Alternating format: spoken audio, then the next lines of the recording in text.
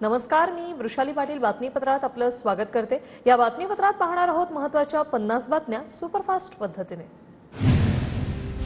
छत्रपती संभाजीनगरमध्ये लक्ष्मण हाकेंच्या उपस्थितीत सकल ओबीसी संघटनांचं आंदोलन। सुरेश धस यांनी संतोष देशमुखांच्या हत्येचं राजकारण सुरू केलं, लक्ष्मण हाकेंची टीका। बीड हत्या प्रकरणात वाल्मिक कराड आणि धनंजय मुंडेंना अडकवलं जात आहे। संभाजीनगरमधील आंदोलनातून ओबीसी नेते लक्ष्मण हाकेंचा आरोप। वाल्मिक कराडच्या सर्व गँग मोक्कामध्ये टाकल्या पाहिजे, वाल्मिक कराड चोरांचा दरोडेखोरांचा साथीदार, सुरेश धस यांचा आरोप। तर खंडणीच्या बाबतीत मुंडेंच्या बंगल्यावर बैठक झाली, हे खरं, धसांचा पुनरुच्चार। मी धनंजय मुंडेंचा राजीनामा मागितला नाही, मुंडेंकडे नैतिकताही नाही, मुंडेंच्या राजीनाम्याच्या मागणीवर सुरेश धस यांची प्रतिक्रिया। लातूरमध्ये मुंडे समर्थकांचा किनगाव पोलीस ठाण्यावर मोर्चा, मनोज जरांगेंनी विशिष्ट समाजाबद्दल आक्षेपार्ह विधान केल्याचा आरोप। आंदोलकांच्या तक्रारीनंतर जरांगेंवर गुन्हा दाखल। खंडणी आणि संतोष देशमुख हत्या प्रकरणातील आरोपी विष्णू चाटे केज पोलीस ठाण्यात। एसआयटी पथकाकडून आरोपी विष्णू चाटेची चौकशी। विष्णू चाटे 10 जानेवारीपर्यंत पोलीस कोठडीत। सोलापुरातील करमाळ्यात तलाठ्यांचं विविध मागण्यांसाठी कामबंद आंदोलन। मागण्यांसंदर्भात तहसीलदार शिल्पा ठोकडे यांना निवेदन। सोलापूरच्या मोहोळ तालुक्यात ठाकरे गट आणि शरद पवार गटाला धक्का। माजी पंचायत समिती सदस्य, माजी उपसरपंचांसह 30 जणांचा शिंदे गटात प्रवेश। मंत्री भरत गोगावले यांच्या उपस्थितीत पक्षप्रवेश। रत्नागिरीच्या दापोलीमध्ये ठाकरे गटाला धक्का। ठाकरे गटाच्या पदाधिकारी आणि कार्यकर्त्यांचा शिंदे गटात प्रवेश। आमदार योगेश कदमांच्या उपस्थितीत पक्षप्रवेश। छत्रपती संभाजीनगर महानगरपालिका निवडणुकीसाठी भाजपची रणनीती ठरली। पालिका निवडणुका स्वबळावरच लढवणार असल्याचं चंद्रशेखर बावनकुळेंकडून स्पष्ट। भाजपचा महापौर करण्यासाठी प्रयत्न करण्याच्याही बावनकुळेंकडून सूचना। रत्नागिरीतील ठाकरे गटाच्या पदाधिकारी कार्यकर्त्यांचा शिंदे गटात प्रवेश। आमदार किरण सामंतांच्या उपस्थितीत पक्षप्रवेश। कोल्हापुरातील विशाळगड 5 महिन्यांनंतर पर्यटकांसाठी खुला। 2024च्या जुलैमध्ये झालेल्या दंगलीनंतर किल्ले विशाळगड पर्यटकांमध्ये बंद केला होता, तर गडावर मांसाहार करण्यास तसंच सायंकाळी 5 नंतर थांबण्यास बंदी। छत्रपती संभाजीनगरमधील अजिंठा वेरूळच्या पर्यटकांमध्ये निम्म्याने घट। अपूर्ण राहिलेला अजिंठाचा रस्ता आणि प्रामुख्याने विमान वाहतूक नसल्यामुळे 50% पर्यटक कमी झाल्याची भारतीय पुरातत्व विभागाची माहिती। बीडच्या अंबाजोगाईतील हत्तीखाना स्मारकाच्या दुरुस्तीसाठी 2.5 कोटी रुपयांची तरतूद। पर्यटकांकडून हत्तीखाना दुरुस्तीची मागणी केली जात होती। निधीमुळे पुढील 6 महिन्यात वास्तूचं काम पूर्ण होणार। जळगावच्या पालिकेत आस्थापना अधीक्षक आणि सेवानिवृत्त कर्मचाऱ्यांमध्ये हाणामारी। दोघांनी दिलेल्या परस्पर विरुद्ध तक्रारीवरून पोलीस ठाण्यात गुन्ह्याची नोंद। शाब्दिक वादामुळे अधीक्षक आणि सेवानिवृत्त कर्मचाऱ्यांमध्ये हाणामारी। पंढरपुरात आमदार रोहित पाटलांनी घेतलं विठ्ठल रुक्मिणी मातेचं दर्शन। मंदिर प्रशासनाकडून रोहित पाटलांचा सत्कार। श्री सिद्धरामेश्वरांच्या अक्षता सोहळ्यासाठी देवस्थान पंच कमिटीनं बांधला विवाहाचा बस्ता। रेशीम साडीसह इतर वस्त्र आणि 100हून अधिक नारळांची खरेदी। बीडचे पोलीस अधीक्षक नवनीत कावत यांनी परळी पोलीस ठाण्याला भेट देत वैद्यनाथाचं दर्शन घेतलं। नवनीत कावत यांच्याकडून जिल्ह्यातील पोलीस ठाण्याचा सध्या घेतला जातोय आढावा। माजी मुख्यमंत्री कन्नमवार यांच्या शतकोत्तर रौप्य महोत्सवाची सोहळ्यानिमित्त 10 जानेवारीला फडणवीस चंद्रपुरात। रौप्य महोत्सवाची सोहळ्यानिमित्त विविध कार्यक्रमांचंही आयोजन। गडचिरोलीच्या सुरजागड परिसरात आदिवासी दैवतांची ठाकूरदेव यात्रा। आदिवासी बांधवांकडून जलजंगल जमीन बचावचा नारा।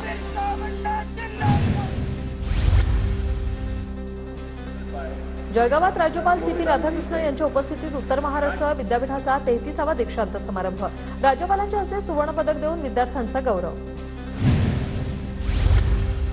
साताऱ्यातील वाईमधील मांढरदेव यात्रेनिमित्त जिल्हाधिकारी संतोष पाटलांकडून आढावा बैठक। राज्यभरातून 3 लाखांहून अधिक भाविक येण्याची शक्यता।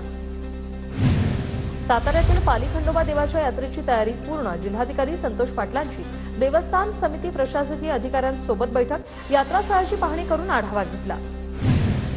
नांदेडमध्ये भव्य मिनी सरस विक्री प्रदर्शनाचं आयोजन। मसाले, हस्तकला, सजावटीच्या वस्तू आणि खाद्यपदार्थांची प्रदर्शनात विक्री। प्रदर्शनात पुढील 5 दिवस सुरू राहणार असल्याची माहिती। कारागृहात ई-मुलाखतीची सुविधा। कैद्यांना कुटुंबियांशी संवाद साधता येणार। आधुनिक तंत्रज्ञानाचा वापर करून कैद्यांसाठी सुविधा उपलब्ध दिली। बुलढाण्याच्या शेगाव तालुक्यातील नागरिकांसमोर केस गळतीचं संकट। आरोग्य विभागाची टीम सध्या शेगाव तालुक्यात दाखल। पाण्यासह बाधितांच्या त्वचा आणि केसांचे नमुने तपासले जातील।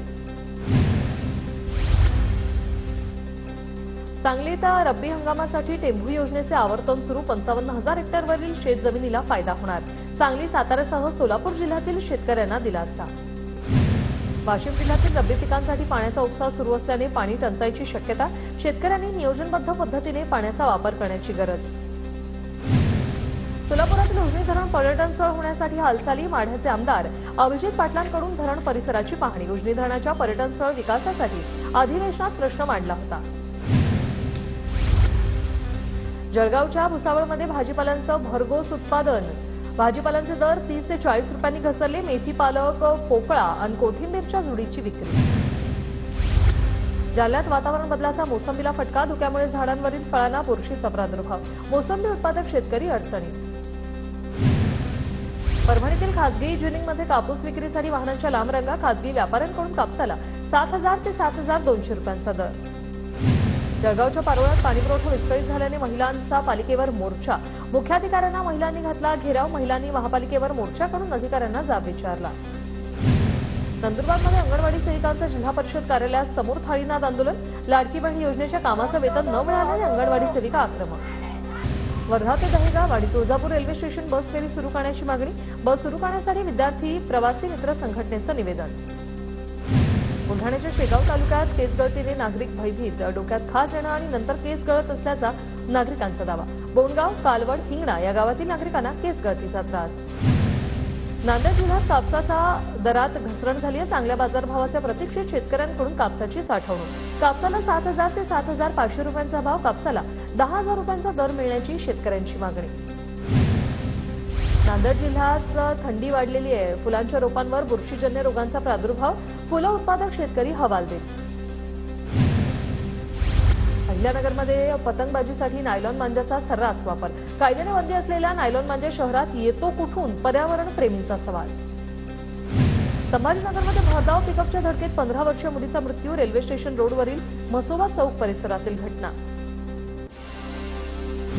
पुण्याच्या आंबेगाव तालुक्यातील लौकीमध्ये वनविभागानं लावलेल्या पिंजऱ्यात बिबट्या झाला जेरबंद, परिसरातील नागरिकांनी सुटकेचा निश्वास सोडला। पिंपरी चिंचवड महानगरपालिकेचे कामकाज पेपरलेस होणार, महानगरपालिकेत 15 जानेवारीपासून सर्व विभागात ऑफिसमध्ये ई-डॉक्युमेंटने काम होणार। पेपरलेस कारभारामुळे वेळेची बचत आणि पारदर्शक काम होण्यास मदत होईल। वाशिममध्ये 1,28,00,000चा मुद्देमाल फिर्यादींना परत, वाशिम पोलिसांची ही कौतुकास्पद कामगिरी। दुचाकी, चारचाकी वाहनांसह सोने चांदीचे दागिने फिर्यादींना सुपूर्द। मध्य प्रदेशमधून अहिल्यानगरच्या श्रीरामपुरात गांजा विक्रीसाठी आलेल्या दोघांना अटक, आरोपींकडून लाखो रुपयांच्या किमतीचा 35 किलो गांजा जप्त। हृदयविकाराच्या रुग्णांना आता शासनाकडून मोफत उपचार मिळणार, राज्यातील 14 कॅथलॅब उभारण्याचा निर्णय, 18 कोटी रुपयांच्या खर्चातून धुळ्यात पहिली कॅथलॅब तयार। लातूरमधील बाळू डोंगरेंच्या हत्येप्रकरणी डॉक्टर प्रमोद घुगेंसह इतर दोघांना अटक, इतर आरोपींचा शोध सुरू, डोंगरेंची पैशाच्या व्यवहारातून हत्या झाल्याचा आरोप।